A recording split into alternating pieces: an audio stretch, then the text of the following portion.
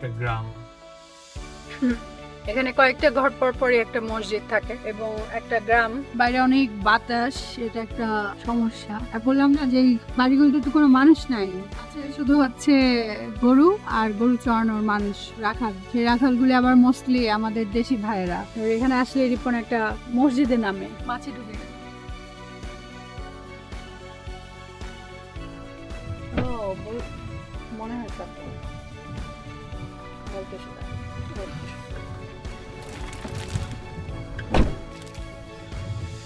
Thank you. কই পাইলা তুমি এটা? সব পাওয়া যায়, সব জায়গায় সব পাওয়া যায়। ইয়ে থাকে।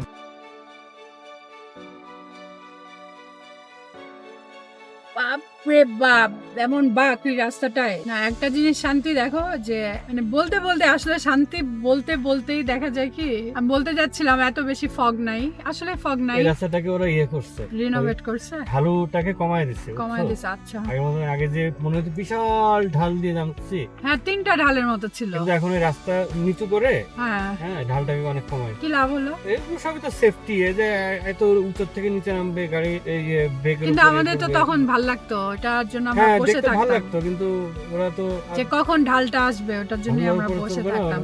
হচ্ছে অনেক বৃষ্টি হচ্ছে এখানে, বেশ ভালো বৃষ্টি হচ্ছে। এখন যদি বাংলাদেশের মানুষ আমাকে বলে যে এইটুকু আপনার কাছে বেশ ভালো বৃষ্টি, মানে আমি তো আপনাদেরকে দেখাতে পারবো না এই দেশের বৃষ্টিটা ঠিক কিরকম। এই দেশের বৃষ্টিটা হচ্ছে, এইটাই হচ্ছে বেশ ভালো বৃষ্টি।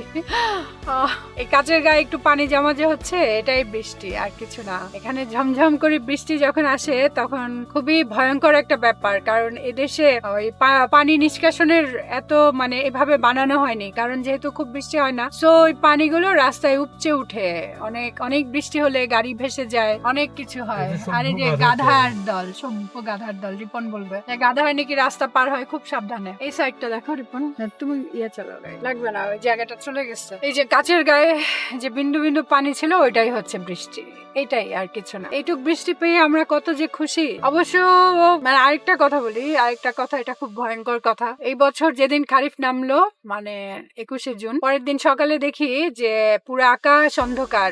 মানে আমার বাসায়, পাহাড়ে না, পাহাড়ে তো এর কিছুদিন আগে থেকে অনেক মেঘ, অনেক অন্ধকার। তো আমার বাসায় যখন আমি ঘুম থেকে উঠে আর কি পর্দা সরাইছি, দেখি যে অনেক মেঘ আকাশে, অনেক মেঘ। এবং এটা কি দিন শুরু হলো মনেই হচ্ছে না, যে তখন 11টা বেজে গেছে অলরেডি। তো আমার খুব মন খারাপ হলো।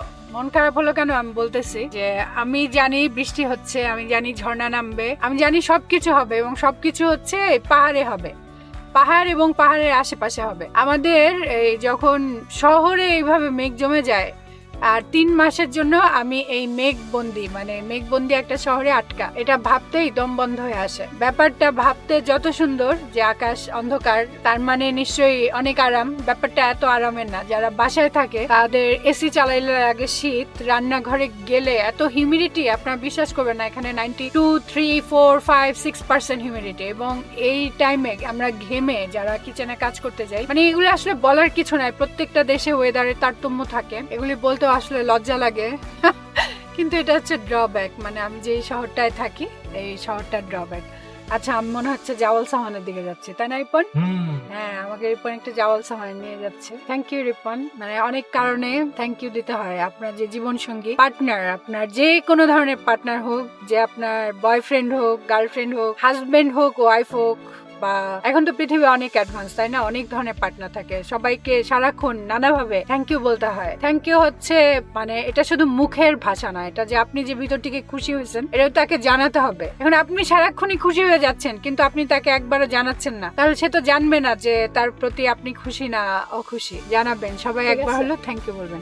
তুমি বলবা থ্যাংক ইউ? Thank you. তুমি বলো thank you. Thank you, thank you. ওকে,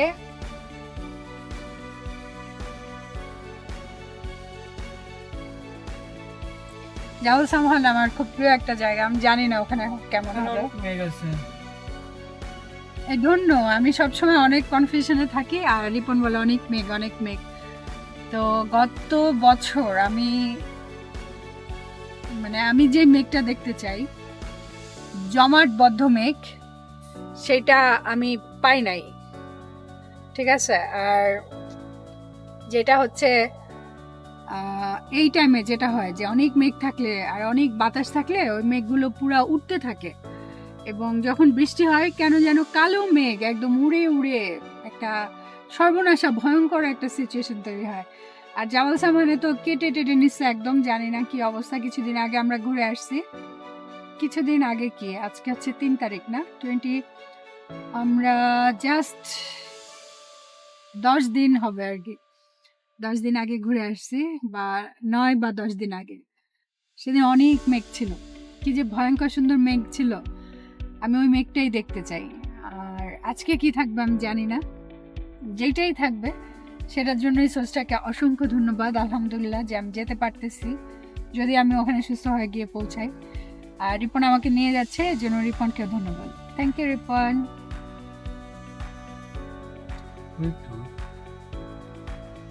এরকম হয় রোদ কম বাঁকা কেন?